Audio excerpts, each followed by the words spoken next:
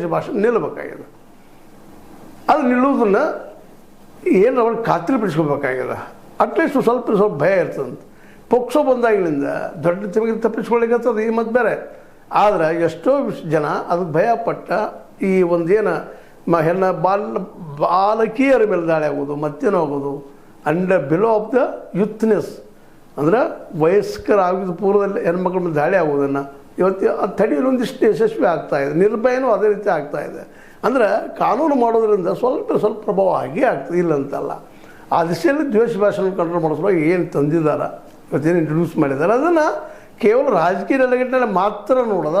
ಹೌದಪ್ಪ ಇದು ನಡೆದದು ಇಲ್ಲೋ ಸತ್ಯ ಅನ್ನೋದ್ರ ಬಗ್ಗೆ. ಇಲ್ಲಪ್ಪ ಇವರು ಕಾಂಗ್ರೆಸ್ ಅವ್ರು ತಂದಾರ, ಪ್ರತಿಯೊಂದರಲ್ಲಿ BJP ವಿರೋಧ ತರ್ತಾ ಇರ್ತಾರೆ, ಹಾಗೆ ವಿಚಾರ ಮಾಡೋ ಪ್ರಶ್ನೆ ಇಲ್ಲ.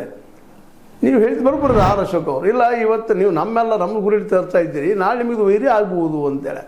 ಹೌದು ಆಗೋದೇನ, ಅವ್ರು ತಪ್ಪು ಮಾಡೋರು ಅವ್ರಿಗೂ ಆಗೋದನ್ನ, ಯಾರು ತಪ್ಪು ಮಾಡ್ತಾರೋ ಆಗೋದನ್ನ ಅನ್ನೋದ್ರಲ್ಲಿ ಎರಡು ಮಾತಿಲ್ಲ. ಆದರೆ ಅದನ್ನು ಕೂಲಂಕಷವಾಗಿ ವಿಚಾರ ಮಾಡಿಕೊಂಡು ಒಂದು ನಿರ್ಧಾರಕ್ಕೆ ದ್ವೇಷ ಭಾಷಣ ಹೌದು ಅನ್ನೋ ಪ್ರೂವ್ ಮಾಡುವಂಥದ್ದು. ವಿಮರ್ಶೆ ದ್ವೇಷ ಭಾಷಣ ಅಲ್ಲ. ಟೀಕೆ ಆದರೆ ದ್ವೇಷ ಭಾಷೆ ನಾವು ಸಾಧ್ಯತೆಗಳಿದ್ದಾವೆ. ವಿಮರ್ಶೆ ಸಹಜದ ಅದಲ್ಲ, ಅದು ನಾವು ಪ್ರೂವ್ ಮಾಡ್ಬೋದು. ಮತ್ತು ಅದಕ್ಕೆ ಜಾಮೀನಿಲ್ಲ, ಮತ್ತು ಕೆಲವು ಕಾನೂನು ಮಾಡಿದ್ದಾರೆ, ಈಗ ಇಂಟ್ರೊಡ್ಯೂಸ್ ಮಾಡಿದ್ದಾರೆ. ಅದನ್ನು ಅದು ಚರ್ಚೆ ಮಾಡ್ಕೊಳ್ಳೋದು ಮುಂದೆ ಅದನ್ನು ಏನು ಮಾಡ್ಲಿಕ್ಕೆ ಸಾಧ್ಯತೆ, ಅದಕ್ಕೆ ಮಾಡ್ಲಿಕ್ಕೆ ಸಾಧ್ಯತೆ, ಮತ್ತು ಡೈರೆಕ್ಟ್ ಜೈಲಿನ ಹಾಕ್ಬೇಕಾ ಅನ್ನೋದು ಅನೇಕ ವಿಷಯ ಚರ್ಚೆನೂ ಆಗ್ತವೆ. ಆರಂಭಂತಿ ಆಗಿದೆ ದ್ವೇಷ ಭಾಷೆಯ ಮೇಲೆ ಆದಷ್ಟು ಒಂದು ಹೇಳುತ್ತೆ ಸಾಧಿಸುವಾಗಿ. ಕರ್ನಾಟಕ ಸರ್ಕಾರ, ಅದರಲ್ಲೂ ನಮ್ಮ ಸಿದ್ದರಾಮಯ್ಯ ಸರ್ಕಾರ ಈ ದಿಶೆಯಲ್ಲಿ ಒಂದು ಒಳ್ಳೆಯ ಹೆಜ್ಜೆ ಅನ್ಬೋದಾಗಿದೆ. ಯಾಕಂದ್ರೆ ಪಾಪ ಈ ದ್ವೇಷ ಭಾಷೆಯಿಂದ ಎಷ್ಟೋ ಜನಕ್ಕೆ ಪೆಟ್ಟಾಗಿದೆ, ಜೀವಗಳು ಹೋಗಿದ್ದಾವೆ, ಅನೇಕ ತಮ್ಮ ಅಂಗವಿಕಲರಾಗಿದ್ದಾರೆ, ಏನೇನು ನಡೆದವು. ಯಾಕಂದ್ರೆ ದಾಳಿ ಏನಾಗ್ತದೆ ಹೂ ನೌನ್ ಇಟ್. ಅದಕ್ಕಾಗಿ